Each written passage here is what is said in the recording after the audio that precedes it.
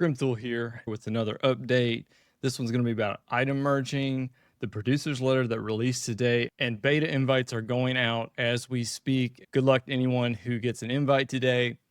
Producer's note today talking about the closed beta. 35,000 people have signed up. The number continues to grow daily. A few hundred people will be joining the closed beta, selected at random. The one thing that stood out the most to me was their emphasis on this is a play at your own pace game. EverQuest Legends is a casual solo experience. I'm still a returning player, and anyone new come into the game. This is a fantastic opportunity for newcomers. In addition to the developer's note update, I'm going to go over item merging, the UI, which was even more interesting to me in this video, and quality of life adjustments. First, let's look at this cutthroat insignia ring. This drops off dervishes in North Row. This is the base version, and you can see it has an experience bar. This is telling you if you click merge item, that's how much experience points it's going to get.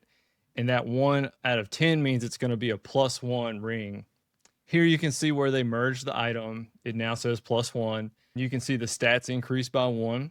So you got Dex 3 now and AC 2. It also has a Focus Exaltation empty slot, which they didn't go over in the video. This is a +4 version, and they showed switching difficulties as well as merging more and more rings to get here. You can see that it says tier 4 of 10, meaning it's +4. Now you can see all these other slots like Click Exaltation, Warn Exaltation, Proc Exaltation. I really want to know more about that. Now we see the +10 version. We got +12 Dexterity on a Cutthroat Insignia Ring, which is pretty crazy. The experience bar is full.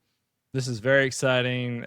The implications of this towards in-game loot and things like Bat Skull earrings. I'm really interested to see trade skill items like the Platinum Fire wedding rings.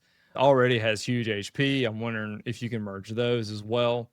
The flowing back silk sash, I want to know, is haste also going to be improved? I think so. Item regen from the ruby side breastplate. Hopefully that will get an increase. Here is the difficulty selection UI. It's very easy to select it. I'll show you that in the next screenshot.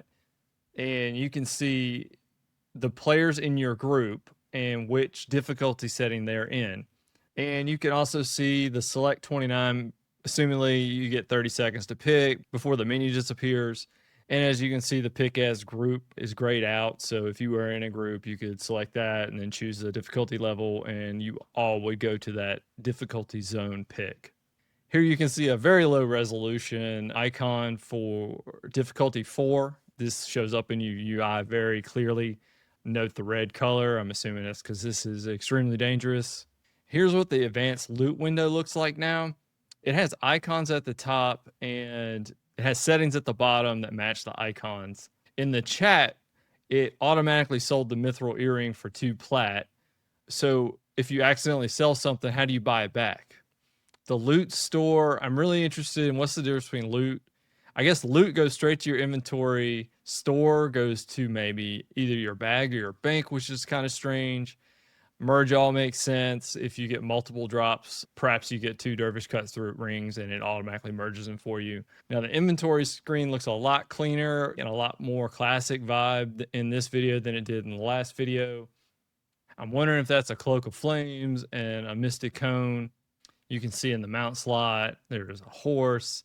You can see a shield in one of the slots. I can't read the slot. I like that HP regen, endurance regen, and haste percent is right on the character sheet.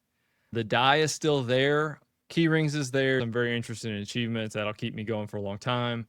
Plot items for housing. I keep forgetting about it and then reading it again, and oh my god.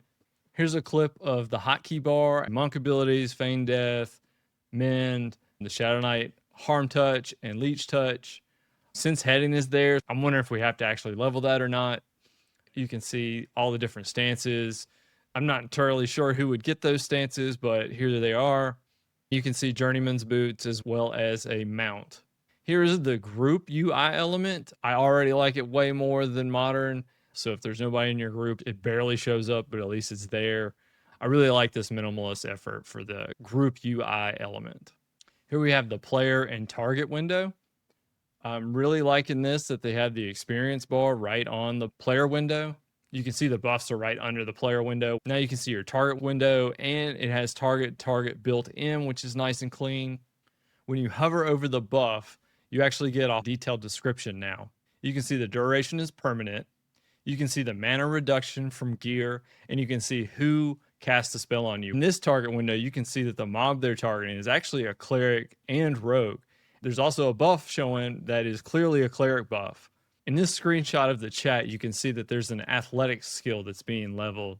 Athletics would be a first for an EverQuest game. We can only speculate unless the devs have said something since this video was made.